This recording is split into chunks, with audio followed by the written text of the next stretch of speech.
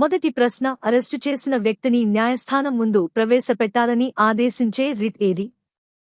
జవాబు habeas corpus.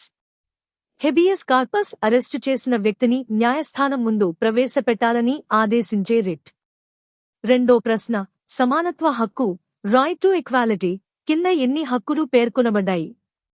జవాబు 5. Article 14 నుండి 18 వరకు సమానత్వ హక్కు రైట్ టు ఈక్వాలిటీ కింద 5 హక్కులు పేర్కొనబడ్డాయి. మూడో ప్రశ్న, దేశంలో అత్యవసర పరిస్థితి ఎమర్జెన్సీ విధించినప్పటికీ రద్దవని ప్రాథమిక హక్కులు ఏవి? జవాబు ఆర్టికల్ 20 మరియు 21. ఆర్టికల్ 20 మరియు 21 దేశంలో అత్యవసర పరిస్థితి ఎమర్జెన్సీ విధించినప్పటికీ రద్దవని ప్రాథమిక హక్కులు. చివరి ప్రశ్న, ఆస్తి హక్కు రైట్ టు ప్రాపర్టీ ప్రస్తుతం ఏ ఆర్టికల్ కింద చట్టబద్ధమైన హక్కుగా ఉంది?